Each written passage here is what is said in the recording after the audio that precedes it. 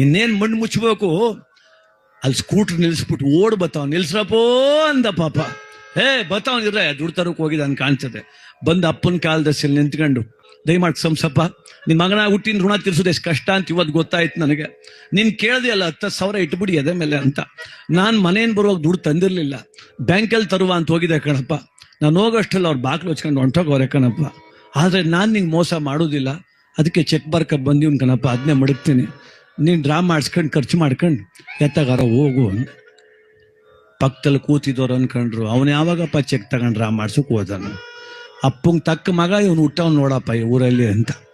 ಆಮೇಲೆ ಅಂತಾನೆ, ಅಪ್ಪ ಇನ್ನೊಂದು ಮಾತು ಶ್ರಮಿಸ್ಬೇಕು ಕಣಪ್ಪ, ಆತ್ರಕ್ಕೆ ಬರಿಬೇಕಾದ್ರೆ ಕೈ ಮಿಸ್ಟೇಕ್ ಆಗ್ಬಿಡ್ತು, ಎಲ್ಲಿ ಮಣ್ಣು ಮುಚ್ಚಿಬಿಡ್ತಾರೋ ಅನ್ನೋ ಬೈಕ್ಕೆ 10,000 ಅಂತ ಬರೀ ಬದಲು 30,000 ಅಂತ ಬರೆದ್ಬಿಟ್ಟಿವ್ ಕಣಪ್ಪ. ಹೆಂಗೂ ನಮ್ಮ ಅಣ್ಣನು ತಮ್ಮನು 10,000 ಮಡ್ಗವ್ರೆ, ಅದು ಎತ್ಕೊಂಡು ಇದು ಮಡಗ್ತೀನಿ ಕಣಪ್ಪ, ಸರು ಆಯ್ತದೆ ಅಂತ.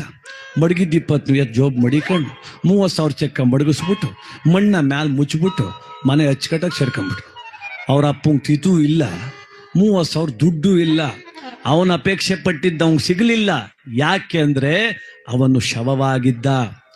ಅಂದ್ರೆ ಬದುಕಿರೋ ತನಕ ನಮ್ಮ ಆಸೆಗಳು ಕೆಲವು ಪೂರೈಸ್ಕೋಬೋದೇನೋ ನಾವು, ಆದ್ರೆ ಮೃತಪಟ್ಟ ಮೇಲೆ ನನ್ನ ಸಂಸ್ಕಾರ ಹೆಂಗಾಗ್ತದೆ?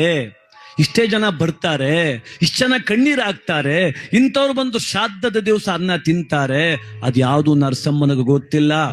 ಋಣಾದ ಬಂದ ವಿಶೇಷ ತಾನೊಂದು ಬಗೆದರೆ ಮಾನವ, ಬೇರೊಂದು ಬಗೆಯುವುದಲ್ಲ ದೈವ, ದೈವದೆದುರು ಜೀವ ಪಡೆಯುವುದು 108 ನೋವ ಅಂತ.